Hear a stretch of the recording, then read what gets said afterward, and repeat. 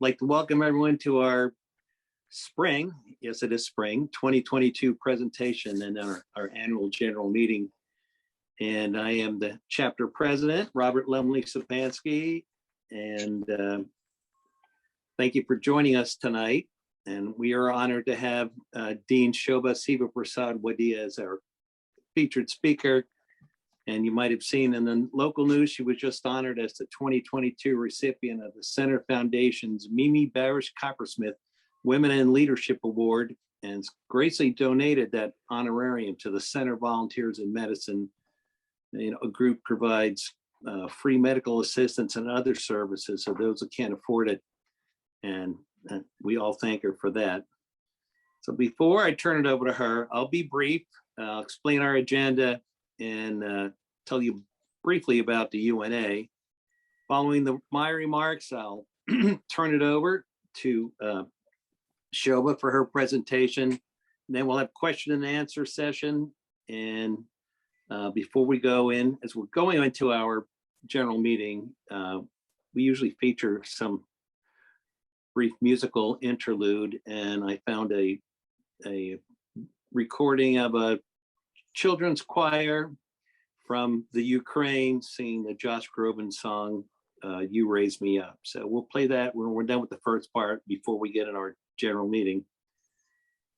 Chapters required to hold an annual meeting to present our budget, give an update on activities, and elect our officers for the coming year. So you're invited to stay for that, but certainly you're not obligated. As I've said before, there's an old saying that said, those who like sausage and law should not watch either one being made. So let that be a warning.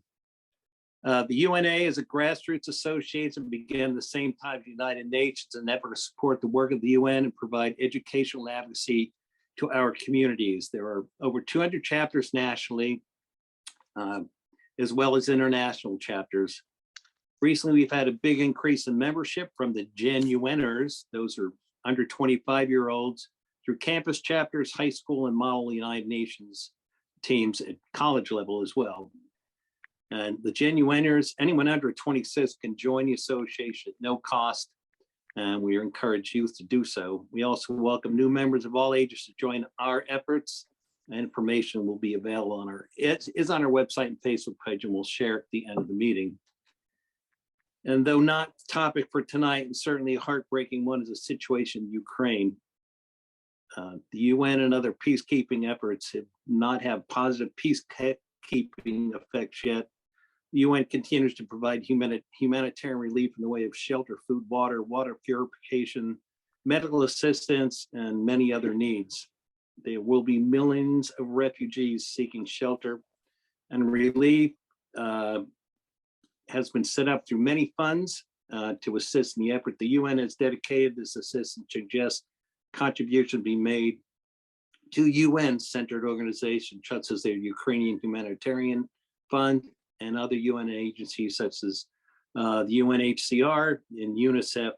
It's truly a sad situation, and we pray will end peacefully soon. So from one crisis to another, our chapter chose to focus on the refugee situation created with the fall of Afghanistan and the horrible conditions created by that. The humanitarian situation is deteriorating at an alarming rate. The threat of famine and economic collapse looms over the entire country. Consequently, many Afghans are fleeing both these appalling conditions and the oppressive Taliban now controls the country. It's particularly dangerous for women, LGBTQ community members, journalists, lawyers, etc. The reluctance of many American communities to accept these refugees is also very troubling, and we hear that in central Pennsylvania. So we're pleased to have Dean Shoba Sivaprasad Wadhia speaking with us about the situation. She's the Associate Dean for Diversity, Equity, and Inclusion, Samuel Weiss Faculty Scholar, and Clinical Professor of Law at Penn State Law.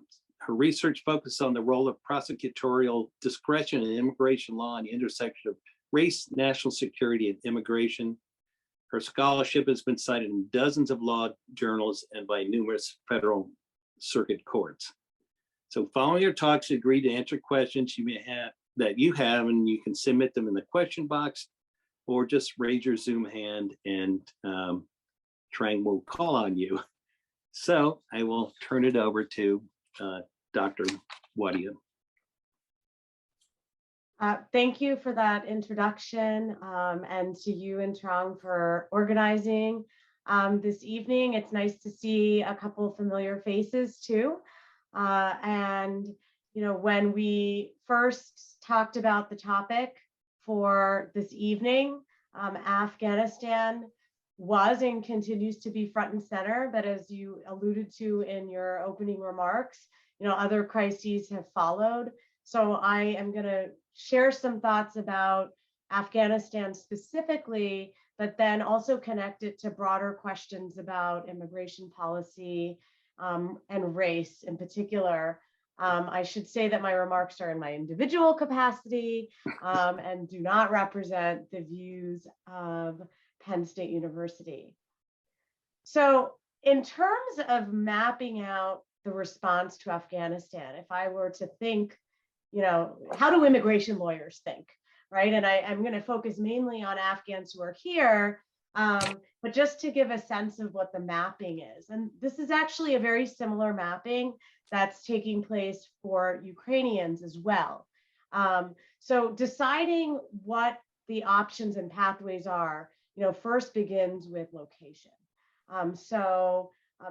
Are Afghans still in the country?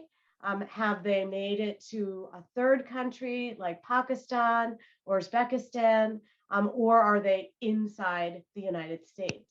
And how, you know, when you get a phone call, right, or you get a WhatsApp message, how you're going to respond is going to depend partially on where they're located. So I want to focus a bit on those who are outside the United States. The embassy, the consular services have suspended in Kabul. And so it's quite necessary for Afghans, if they want to apply for and receive a visa or an immigration document, to do so at an embassy in a third country. And one thing that we've heard a lot of is this term refugee, right? And that's sort of the big headline for, you know, everyone who is fleeing. But I'm going to talk about refugee formally because many of the people who are here, for example, are not specifically refugees. So the refugee system is for people who are outside the United States. So you're not going to apply for refugee admission if you're already here. And what you see here on this slide, and you don't have to commit it to memory, is just the legal definition of a refugee. And it includes somebody who is outside of their country of nationality, is unable to return or avail themselves of protection because of persecution, right? And that can be harm that happened to them already, or a type of harm that they would face in the future.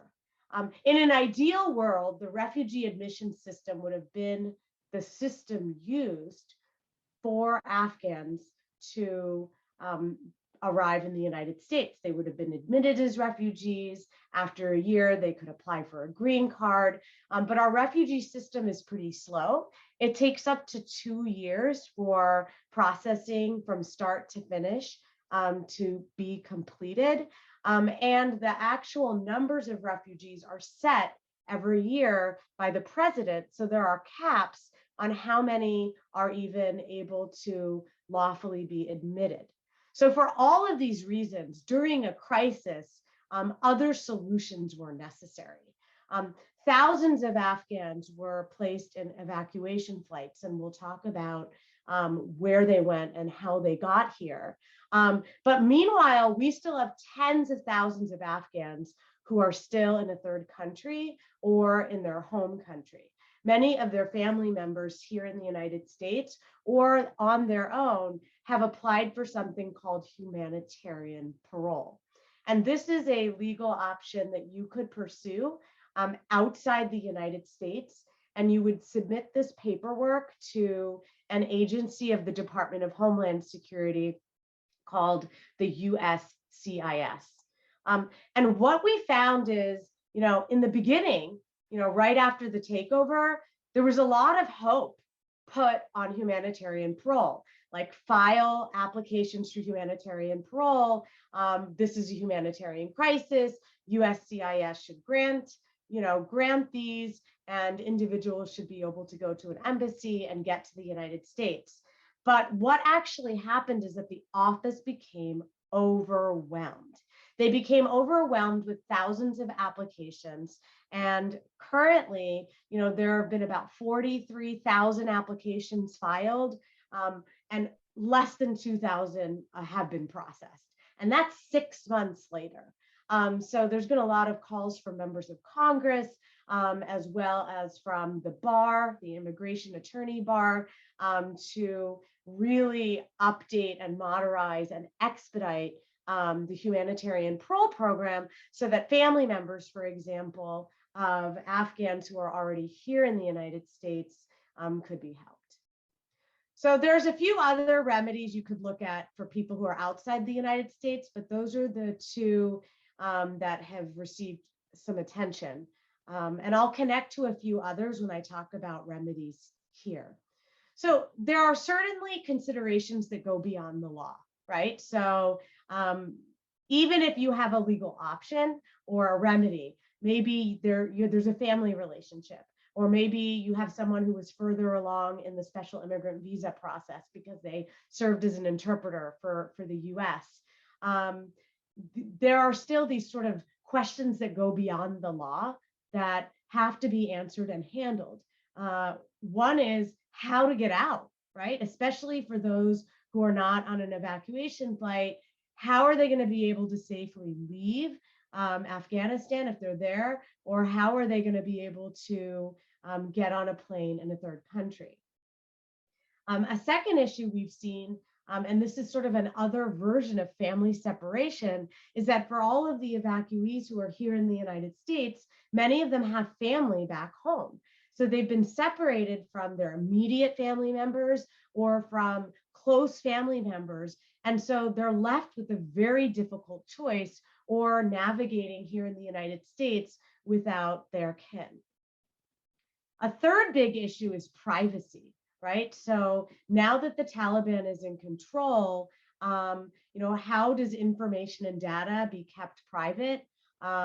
What is the communication method? It's usually not email or social media to talk with people who are in a third country who are trying to get out. And then, of course, getting to an embassy if you're applying for a visa. Think even of students and scholars who are being sponsored by universities around the country. They have to apply for a visa, but they have to get an appointment with the embassy. And then they have to be successful, right? If they get that appointment, or the alternative would be they could be denied a visa, right? So there's a cluster of issues that are part of the process that are not necessarily related to having the eligibility under US immigration law. So that's kind of a snapshot of people who are outside the United States. I now want to move to Afghans who are in the United States. I've had some experience with those who are on the outside, but most of my experience relates to those who have arrived.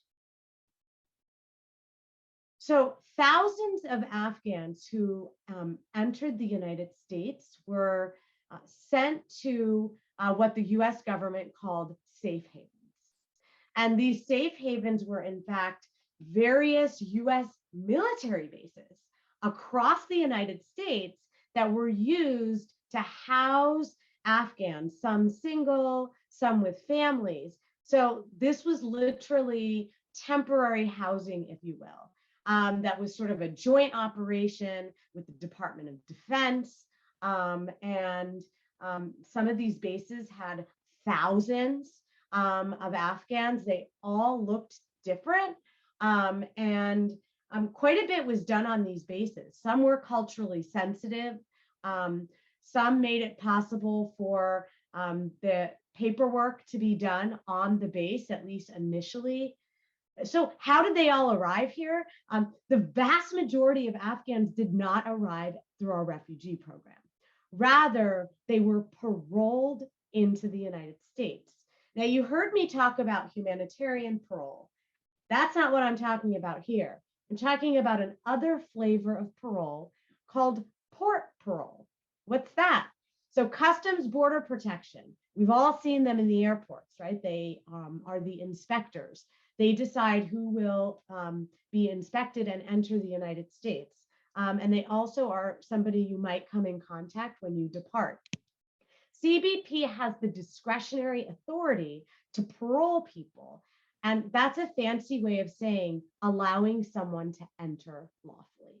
So you've got thousands of Afghans who are paroled, who are then sent to various military bases or safe havens across the United States, but they still need a legal pathway to stay here permanently. Parole is something that is not the same thing as a formal legal status. It allows you to stay in the United States if you're coming through the Operation Allies program for 2 years and to apply for work authorization pursuant to your parole, but it is not a long-term solution. And so, one huge issue that I foresee is, is everyone that we have welcomed, are they going to have access to attorneys who are then able to assist them with their long-term immigration needs? So what are some of the long-term legal options that Afghans who are here in the United States have? And I'm not going to spend the same amount of time on each remedy. We've already talked about parole. Asylum is a term that a lot of people have heard of. Lots of Afghans are going to consider asylum. It is similar to the refugee program, but it extends to people who are already here in the United States. So you fill out a long form, you prepare a personal statement, you include your supporting evidence, and you show why you fear return because you will be persecuted by the government. There's no officially acknowledged government in Afghanistan right now, or by a group that the government is unwilling or unable to control. So as was shared in the opening remarks, if you were a judge, if you were a lawyer, if you were involved in the rebuilding of Afghanistan, if you helped the US government, if you worked for the Afghan government, these are some of the reasons why you might show that you would face harm or persecution by the Taliban if you were to return. I've talked to a lot of people that are thinking about applying for asylum or have already started the process. Even if it seems like, wow, the US should be generous and broad about its US asylum policy, the reality is that it's a pretty complex process. And there are also specific restrictions to asylum that could reach someone who, for example, may have paid the Taliban in order to get an passport, right? So there are a lot of these security and terrorism and national security restrictions that bar someone from asylum that are super complicated for the case of Afghans, just given the relationships. So attorneys are spending a lot of time just preparing Afghans for the interview questions that they're going to get around these bars. It's not even about the claim itself. So another remedy is called the special immigrant visa. You've maybe seen some of this in the news. These might be people who served as an interpreter or helped the US. They, in a way, are sort of the first that the United States, as a matter of policy, people say should be protecting. When the US was present in Afghanistan, the US relied on Afghan interpreters in order to participate in the war, right? So if you have Dari or Pashto being told, by an opponent, you have the Afghan interpreter who's serving as a translator and explaining all of that complex information to a US military member. And Afghans really put their lives on the line in order to perform this role. And so it also puts them in very great danger today. It is a pretty complex process. It has 14 steps. And I've come into contact with people who are at various stages of this process. Some haven't even started, some are towards the end. If you do get to the end of the process, then you can apply for and receive a green card. There are also family and employment-based options that immigration attorneys should absolutely look for, right? Not everyone, but some Afghans have advanced degrees that they are continuing to pursue here in the United States, or their work promotes or advances the national interests. That would be a flag for me to ensure that they get screened for employment-based options. I've also encountered people who have a US citizen family member, right? So certain US citizens or green card holders can petition or sponsor their relatives under our family-based immigration system. And then what might actually be kind of late breaking, right, is temporary protected status. TPS was designated by the Secretary of Homeland Security just last week. TPS is a part of the immigration statute, and it allows the Secretary to protect a group of people already here based on extraordinary conditions abroad. So even though TPS is in the statute, the Secretary of Homeland Security has enormous discretion to decide who is going to be designated for TPS. So TPS is not going to help Afghans who arrive after March 15th. It's been designated for people who were in the United States on or before March 15th. It does not lead to a green card, but it does provide a legal status that is temporary and the ability to apply for work authorization. So this just gives you kind of a screenshot of the press release that came out. And we'll talk about this intersection with race in a bit. So for many of these categories that I described above, special immigrants, asylees, family-based immigration, employment, at some point in the process, if Afghans are here in the United States, they are eventually going to apply for, what in immigration is called adjustment of status, but it's an application for a green card. And so we have, worked on, many green card applications based on special immigrant status, for example. There are some pretty important ways that you have to respond to the application form if you are from Afghanistan, but this would be the legal pathway, if you will, for many Afghans who are here in the United States. Now, I don't want you to be left with the impression that everyone has a pathway to a green card, because that's simply not true. And there's been a lot of advocacy for a legislative bill called the Afghan Adjustment Act, which has not been introduced in Congress yet, but would provide a much more expeditious process for Afghans who have been paroled into the United States to apply for and receive a green card. So I want to talk about some of the challenges and opportunities, not only that go beyond the law, right? For people who are even in our community right now, right? Or who may be coming to our community, or who are resettled across the United States. Housing is sort of a perennial issue that refugees face, as well as parolees when they arrive in the United States. At a certain point, they will need to be self-sustaining. And so housing is one big issue. Language. So the language of Afghanistan is Dari and Pashto. You might encounter someone who is multilingual, right? Many Afghans speak 3-4 languages. Many speak Urdu. Many speak Farsi, which is very close to Dari, but not exactly the same. But we don't want to make cultural assumptions either, right? There are also Afghans who have arrived who are completely illiterate. They don't know what their phone number is, or they wouldn't know how to write down their email address, right, in order to put their name on a form in order to contact an attorney. So this is just a great, lesson in just avoiding cultural assumptions, right? And understanding the culture. There are two main languages in Afghanistan. Afghans who identify as Muslim, practice their religion in different ways.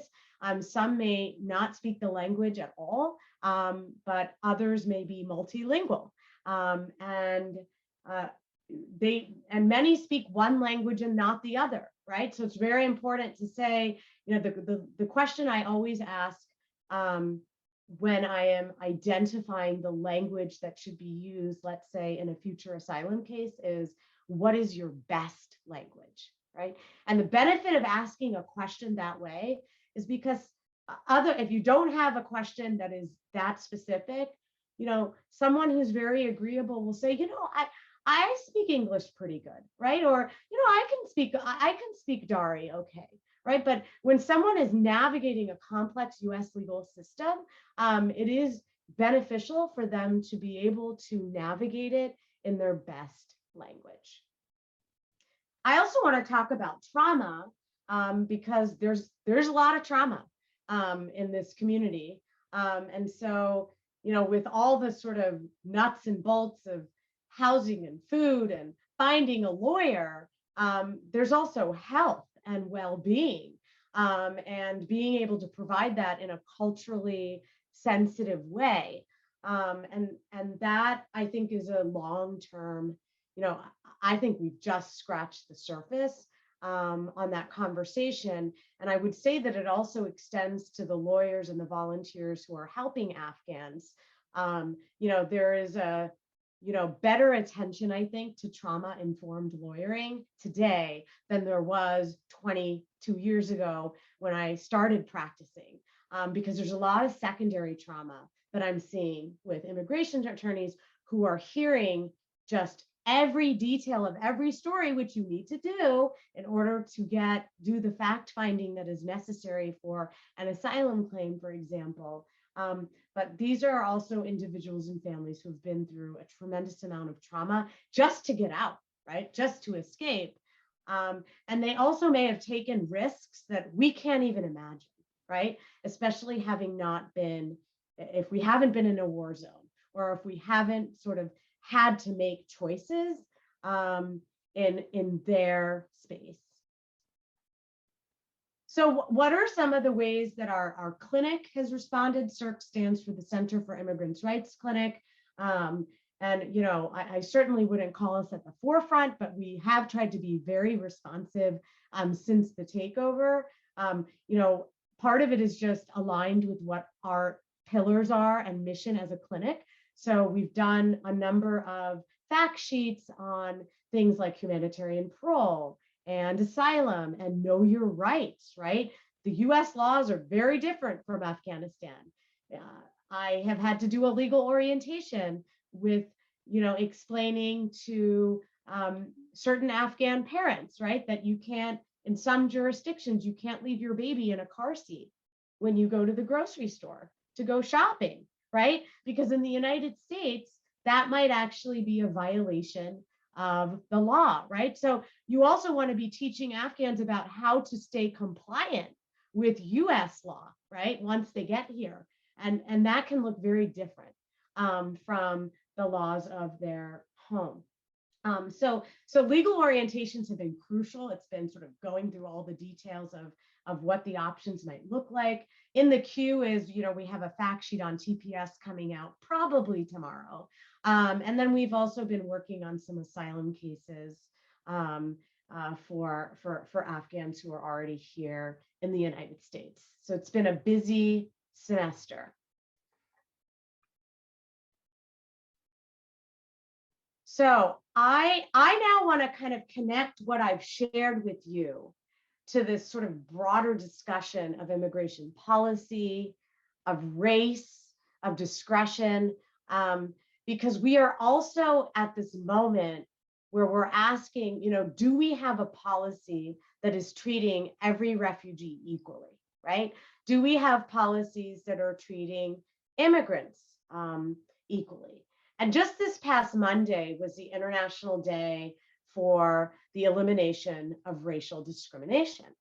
And the UN High Commissioner for Refugees, used this day as a way to center the humanitarian crisis in Ukraine, to underscore the enormous support from host countries around the world, but also to point out how crucial it is to ensure that we are extending the same welcome to all refugees, regardless of where they come from. We've seen refugee crises in Yemen, in Ethiopia, in Syria, in Libya. The response to Ukraine has been nothing like other crises. And I think that provides us with an opportunity to think about equity, even as we are sort of applauding, understandably, and protecting absolutely Ukrainians who are in danger. I also wanted to, share with you just an excerpt from, again, this statement from the UN High Commissioner, where again acknowledging the outpouring of support for those fleeing Ukraine, but also pointing out and calling out the racism, right? And in particular, we've seen reporters talk about international students from Africa, from South Asia, and the Middle East who've been turned away at the Poland border, right? And there have been stories that you perhaps have seen in the media as well. And so what is the responsibility for even the United States, right? To call out that racism, to make sure that even what's in place now is being applied equitably. And this also applies to, right here in the United States, right? If we think about, what are the actual policies right here in the United States that could be done to ensure that when vulnerable people are here, we are treating them equitably, right? So I say a tale of two countries. TPS was designated for Ukraine almost immediately. Advocates were calling for TPS to be designated for Afghanistan for months and months, right? And it happened last week. It's a great next step, but I'll quote something one of my colleagues shared. It took the war in Ukraine for the United States to realize several months later that maybe we should grant TPS to Afghans as well. We only see the humanity of brown people when white people suffer. And that's a pretty powerful statement if you think about the sequence in which TPS was designated and the way and the timing in which we responded to those here in the United States. And I would also extend that to a number of nationals from Black majority countries who have not been designated for TPS, but who are also facing extraordinary conditions in their home countries, right? So Haiti was designated last May, but a lot of things have happened since then, right? Including the assassination of their president. And yet we haven't seen the same attention and protection given for TPS for Haiti or for other countries like Ethiopia and Cameroon. We also are dealing with a policy that was enacted in March 2020. It's called Title 42. You may have heard of it because it's been in the news a lot. It's actually a 70-year-old public health statute. It was announced in the name of COVID, and it was aimed at expelling people at the US border from entering the United States if they did not have documentation. And this was done in the name of public health, right? In the meantime, this has led to the expulsion of a disproportionate number of individuals, including asylum seekers from Black majority countries, including Haiti. And we have the nation's top physician, Dr. Fauci, saying, let's face the reality here. The problem is within our own country.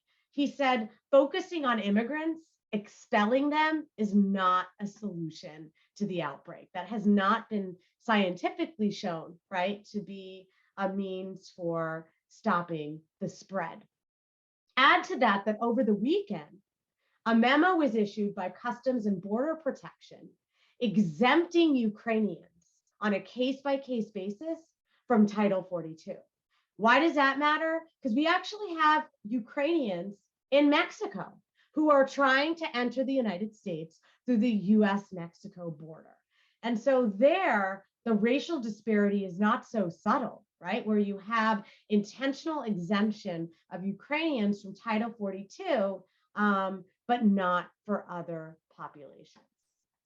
So I'm not here to end on a sour note, but to share that we have work to do, right? And we need to think about what the solutions are and what our policy should look like and how we ensure that we have a system that works for everyone, where refugees that are facing equal levels of danger receive protection, where the US government is using every tool in the immigration toolbox to help those who are vulnerable. And the discretion that the US has is just powerful. I mentioned TPS already. That is a discretionary choice. Even with the refugee system, right? You see here on the map how different the annual ceilings have looked like every year. The president every year has the discretion to choose, how many refugee numbers will be set. And so I think discretion plays a really powerful role in deciding what an equitable immigration and refugee policy looks like. We should also be thinking about what the guiding principles should be, right? So maybe one guiding principle is to ensure that our policies protect people equally. It should also include, addressing racial disparities that exist, not just with respect to Title 42 or TPS, but in other aspects of our immigration system. Like Haitians are much less likely to be granted asylum, for example, than nationals from other countries. Perhaps another guiding principle is to keep families together, right? So if there's family separation, what does it mean to have principles that are guided by family unity? And some of these solutions can be advanced through discretion and by thinking about what our immigration policy should look like.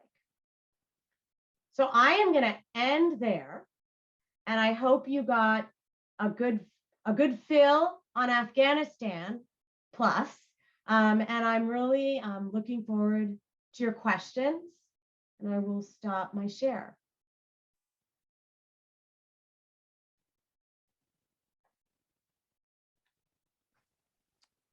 Mute myself. Yep. Thank you very much. And I really appreciate your delving into the racial piece of this whole thing. That's certainly bothered me greatly. And I did hear about the Ukrainians showing up the Mexican border and then being granted some kind of status that, the Haitians and others who are trying to get in this country are not. So I really appreciate your adding to that.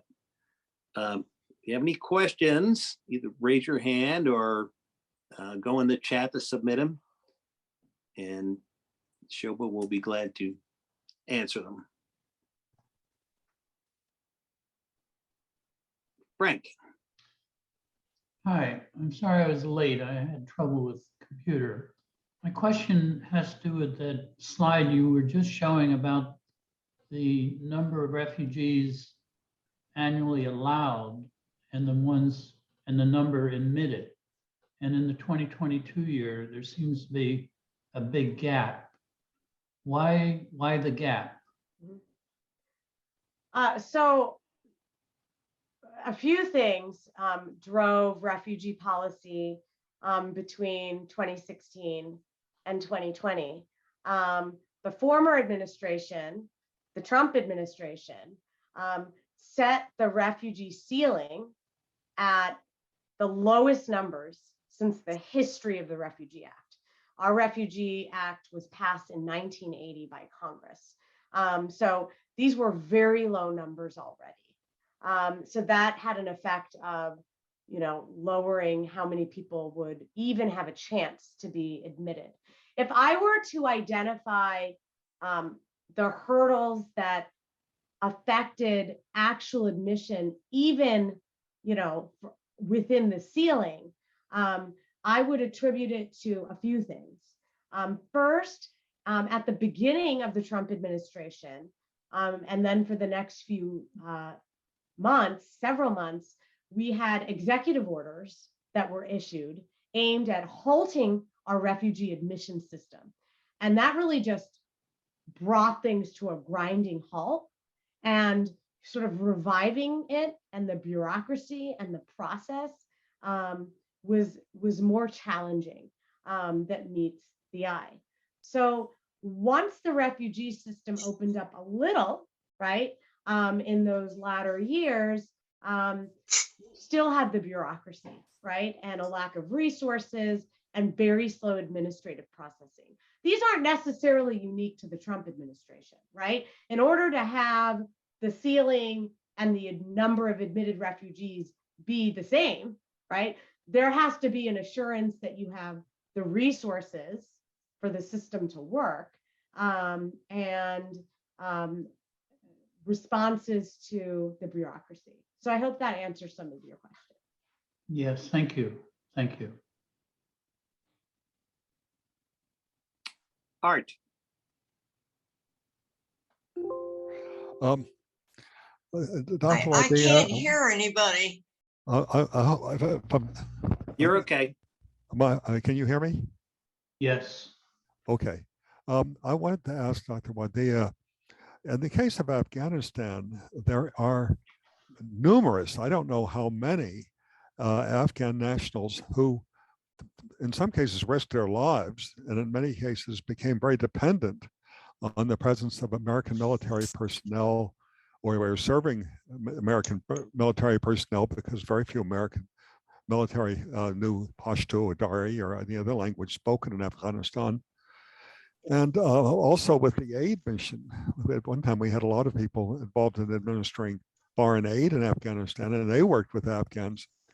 How much of an effort, under what category could these people have a legitimate claim to one of the stati that you have laid out for us for would-be immigrants? Yeah, it's a great question. For some, although the rules are pretty strict, they could apply for something called special immigrant visa status, right? But just to give you a sense, you have to have worked for the US government. You have to have worked for at least a year. You have to submit something called, get approval from something called the Chief of Mission, right? Then you have to apply for the special immigrant petition with the Department of Homeland Security, and then you get your green card.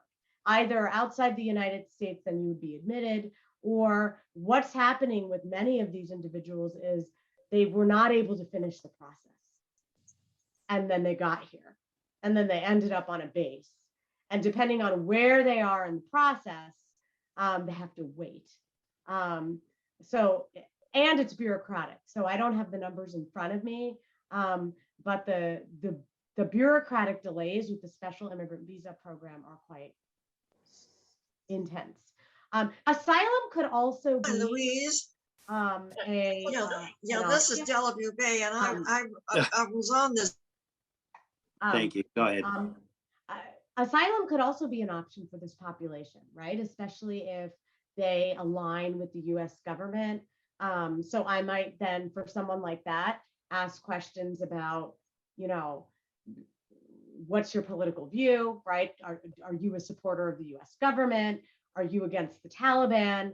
You know, find out what documentation there is to show that. So some of these individuals will also fall within the asylum category, but all of this takes time, right? I mean, that's why some are just calling for, why can't we just have a more expeditious piece of legislation that just regularizes people who've been paroled into the United States?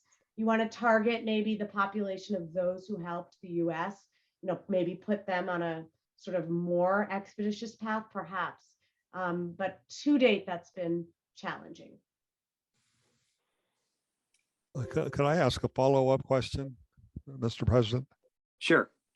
Do we know of any senator or any congressman or congresswoman currently in office who would be willing to introduce a bill, or is there a committee that has considered a bill that might enable more expeditious treatment for these people?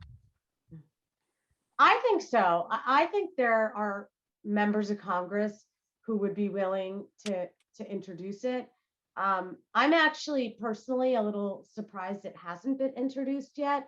And I do wonder, and this is not unique to the Afghanistan situation, of the conflation of immigration and national security, right? And all the concerns of national security. And I could also see that congressional debate get hijacked pretty quickly. But it is pretty crucial to find champions if that is your view and position. Ideally on, you know, the Republican side of the aisle, who would be willing to introduce and support the Afghan Adjustment Act. But I also think the agency could do more, right? The agency could really be changing the game on the resources they pour into humanitarian parole for those outside the United States, for example. They could be, you know, less invasive about those questions I mentioned earlier that are, you know, for some Afghans who've had their asylum interviews, some have lasted over 7 hours with these very intensive interrogations about terrorism-related grounds of inadmissibility. Is there any way to be more nimble, right? And sort of streamline that interrogation, which is also potentially re-traumatizing. So I do think we should look at what the agency can also do to make things easier. Okay, Kathleen, so you've had your hand up for a while. That's fine. Yep. My name is Kathleen Stayhauer. I'm working with a group who's hoping to help resettle at least one and maybe more Afghan families. So thank you very much for the presentation. It's really helpful, just overall context and also the racism involved. My thinking goes to very practical questions. So that's ask at this point whether or not you can answer them. But we're creating a service plan for the family and the different needs that they have. And one of them is in terms of an immigration attorney. And I'm wondering if you'd have a recommendation about how quickly we should approach that. I mean, obviously, with the trauma and with the adjustment, we don't want to enter into something too quickly. And also with these different options, things might be changing. And so I wonder if you have any kind of recommendation about how quickly we should try to get the family involved with an attorney. That's a great question. You know, first, thank you for your work and support. And I think given that there's a support network for this individual, it could be very useful for them to be screened for their options sooner rather than later, right? There are thousands who are leaving these bases and they don't know who their legal services are going to be, or they haven't met, you know, who's going to be, you know, their neighbor in a community. I will say for asylum, there is a rule in the statute that you have to apply for asylum within 1 year of your last arrival to the United States. Now, there's a debate in the immigration lawyer community because there are exceptions to this 1 year filing deadline. One of those exceptions could be trauma or the fact that you're here on parole. I can only share my view, but this is not legal advice. I believe it is important for those who can to apply for asylum within a year. But I also think it is important to do that with a competent attorney, because what we're seeing with these asylum interviews is that they are not slam dunk. It is crucial to have a documented and extremely prepared application before filing it. And under a continuing resolution from the Senate, those interviews are being scheduled within 45 days of filing. So the interview is happening quite quickly. So that would be, I'm happy to talk offline if there's a need for a referral. Oh, hi, Sue. Are you still? Yeah, I'd love to follow up because and I'm not sure if you would know this. There are families coming right now who are on what they call lily pads, so offshore bases. So do they have to actually have arrived onto US soil to have that 1 year clock start ticking? Do you know? I believe so, yes. Okay. Okay.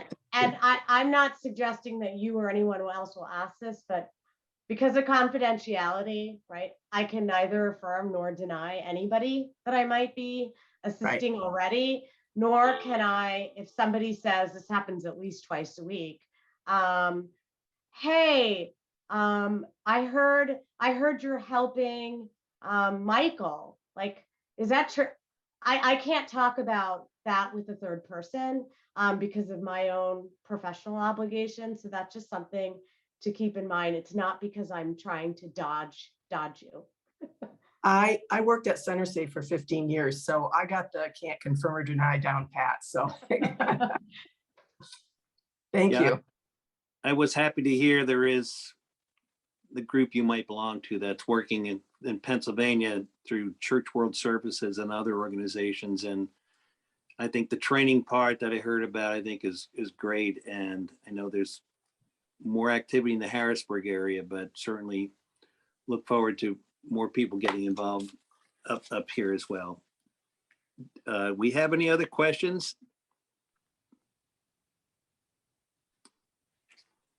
Okay, well, seeing none, I certainly want to thank you for your time, and you graciously talked to us a couple times over the years, and it's so great to have an expert like you here in our community.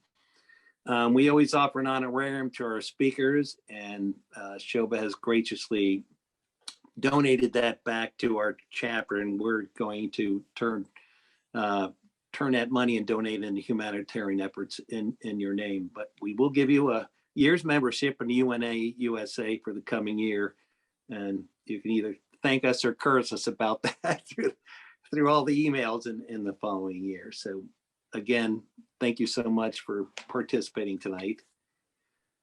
Sure. Thank you for having me, and I'll look for my membership card in the mail. Okay. I hope you all have a good business meeting and a good night. Thank you, Shoba. Okay. Bye. Thank you so much. Okay, with that closing, we'll move on to our required general meeting, and if we can get the choir up, we'll do that as we move into our meeting. This is a children's choir for Dnipro, Central Ukraine, made about 2.5 years ago, and watching it, I just wonder what life is like for the young people we're seeing today. So go ahead, Tron, if it'll play. Yep.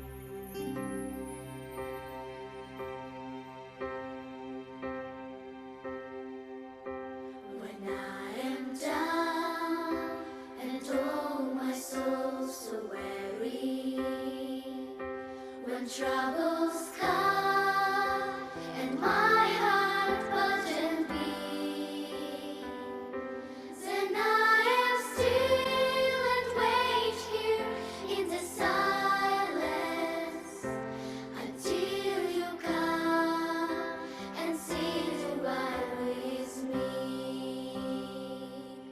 You raise me up so I can stand on my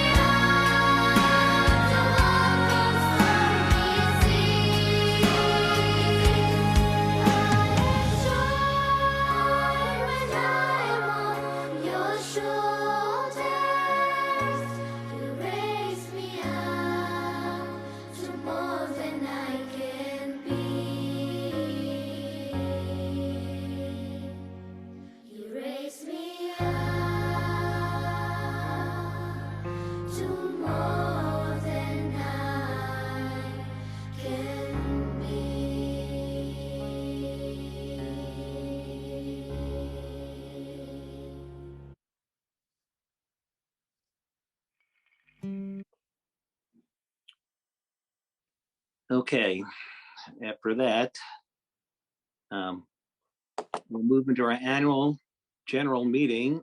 And the agenda is first review of this year's activities, budget presentation and approval, approve our chapter name change. I will explain that when we get to that. Election of our officers, and then adjourn the meeting.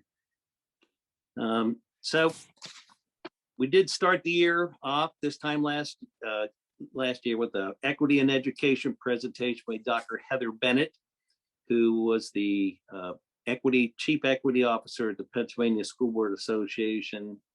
She gave a pretty fantastic program, and we followed up some discussion with Dr. Erica Frankenberger at Penn State, who was Heather's mentor at Penn State, where she got her law degree and her PhD. And then with some of those local school districts, and more recently, we've connected with the program called RISE, R-I-S-E, and they're looking to put books about equity, diversity, and inclusion in all the local school district elementary school libraries. So it's a project that's just getting off and getting rolling. They are with the Center Foundation as well. So we had a discussion with them last week, and we were looking how to go about getting educational books, literature in the hands of school kids and teachers. And this seems like a really good collaboration between our two groups. Our UN Day program this year was Dr. David Hughes from Penn State, who started a program called Plant Village, and that he does absolutely incredible stuff working with mostly women who are farmers in Africa.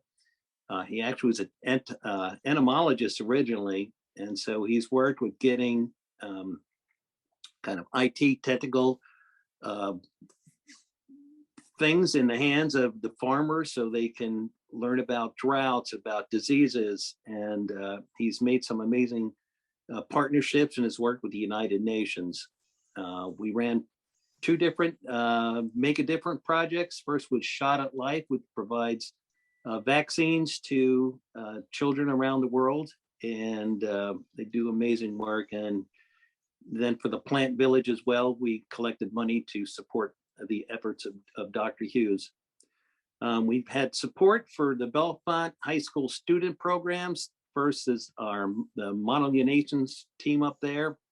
We made a donation to them, and then we did submit recently a grant to Center Foundation PACT, P-A-C-T program. They're meeting to discuss whether they will support it.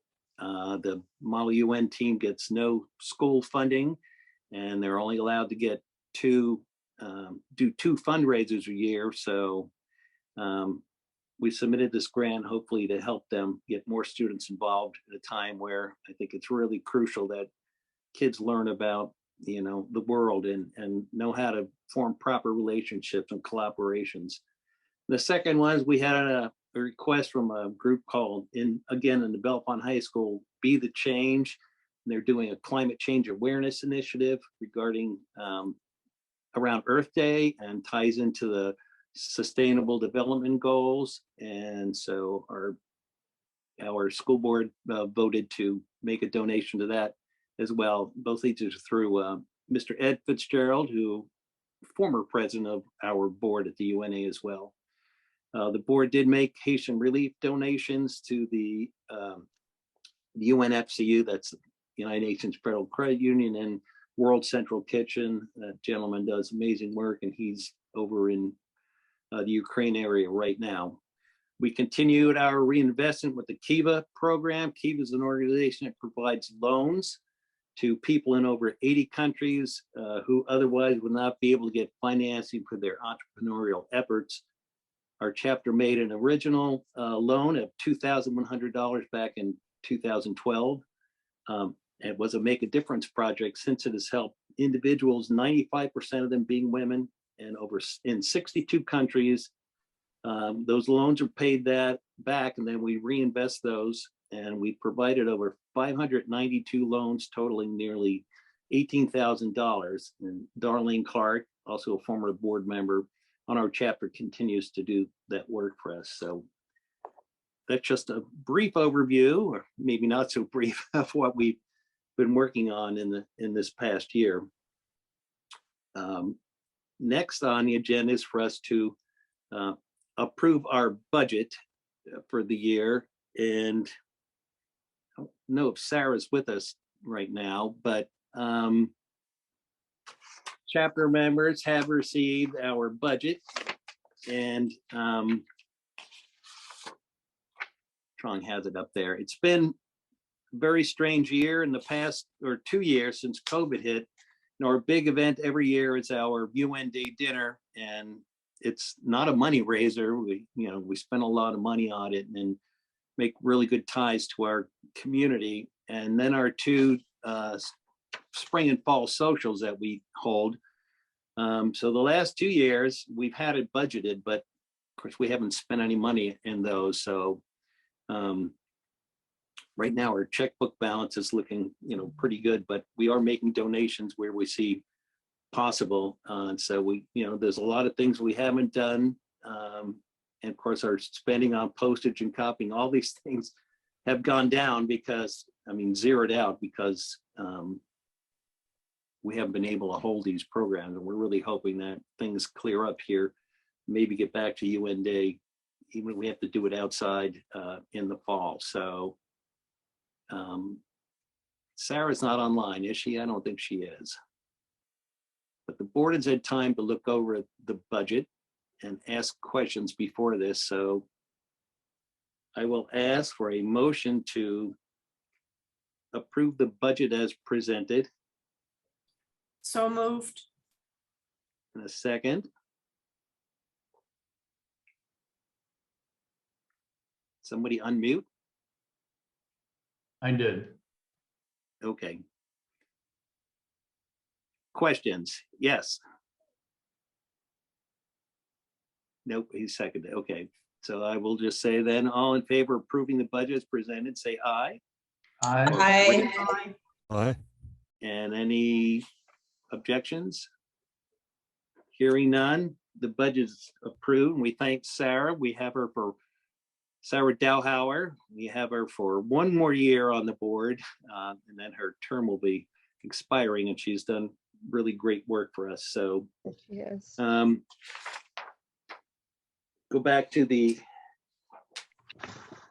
agenda. It's been suggested that we change the name of our chapter, and Frank Ahern, Vice President's been following up on this, and we feel it'd just be more inclusive, because right now we're just a Center County chapter. We have 3 board members who don't even live in Center County, and the nearest chapters, there's one up in the top northeast corner of the state. There's one down in Pittsburgh, and I'm not sure if the one near Harrisburg is still operative, and then down in Philadelphia. So we just thought to be more inclusive and to reach out to people in the Center County, beyond Center County, that it would be more appropriate to change the name to the Central Pennsylvania chapter. So Frank has been looking into this, and we're going to have to communicate, of course, with the IRS, with the Pennsylvania legislation, and the main UNA USA, as well as our bank, to change our checking account and all those things. So Frank, do you have any other comments to make? We will need to change the bylaws. Everywhere it says Center County, we'll change it to Central Pennsylvania. We first have to get permission from the home office to do all this, so that's the starting point. But we would like the membership to authorize the change of the name. Before we get too far down the line, we did want to make sure that our chapter members approve this name change. So I would need a motion to start the process to. I move acceptance of the change of name from Center County to Central Pennsylvania for our chapter. Okay, we have a second on that. please. I will second. Thank you. I think I was the one who actually brought it up at a board meeting at one point. I think you were. Being one of the non-Center County residents. Right? Okay, so we had a motion, a second. Any further questions? All in favor, then say aye. Aye. Aye. And opposed? Thank you. Thank you, Helen and Frank, for starting this. Final piece of business then would be election of the officers, and you will see there's no change from our slate of officers that's presently standing. So the slate, as you see, is myself as president, Frank Ahern, vice president, Sarah Dowhauer continuing for her final year as our treasurer, and then Helen Sheehy, Denise Rodenish as the co-secretaries. So do I have a motion to approve the slate? I motion that we approve the slate. Thank you. And the second? Second. Thank you. All right. Any questions? Just Yes. for the record, my name is spelled wrong, but I'm Okay, not sure that matters. There's no E, it's HY. okay. You can blame me not trying for that. All right, so all in favor then? Aye. Aye. Opposed? Thank you. Thank you for your willingness to serve as office again for the coming year. Thank So I you. just finally want to thank two outgoing board members, Jennifer Blackburn Miller, who I know is on or was on earlier, and also Carmen Frost. They've been active over the past years and done great service to our chapter. And I just wanted to I don't know whether publicly you, I don't know whether you can hear me or not, but I can't hear any of you. I've been following along the pictures and I've just been so frustrated. So how Is would this I see the election of officers here. How do I vote? Yay. Can you hear us now? Can you hear us talking right now, Della? Apparently not. I think there's something about the volume on her computer. Is your volume up? She's not Can't hear hearing you. us. And she can't hear us. Okay, I will send her a note when we're done here. She's Yeah. locked up too, so. I just would love to thank Bob and Frank and Denise and Helen for everything that they've done this year. And Trang, this is the second time you have worked miracles for us to have a program online. And none of us could do what you've done. So we couldn't do that without you. It's been pretty spectacular. Thanks, So thank Trang. you. And Bob, thank you for finding that beautiful, beautiful music. I'm sure you had to go searching for the music since it was from the Ukraine and it was done 2.5 years ago. It was beautiful. Actually, it wasn't hard at all. At first, Really? as soon as I saw it, I'm like, this is too lovely not to share. So, Yeah, it is. It was very, very beautiful. okay, so we're always seeking new chapter members and definitely looking for some new board members to help with our outreach, advocacy, education. So the board approved covering the registration fee for the first year for anyone who joins the chapter. Mhm. As I said earlier, it's always free for anyone under 26, which doesn't look like any of us here, but you can contact us through our webpage, through our Facebook page to find out more information, and I'd be glad to answer any questions about it. And so there's our contact. And again, we'll pay your first year registration fees. And just please get hold of us. We're always looking for more people as we try and grow the chapter through the coming year. So anything else for the good of the order? Thank you, Robert. Okay, Great job. hearing none. All right, thank you. And we'll let people know when our next program will be. Thank you so much. All right, have a good night, Yeah. everybody. Right. Night. Thanks, Jennifer. Thank you. Nice to Night see all. everybody. Nice to see you. Bye. Night, everyone.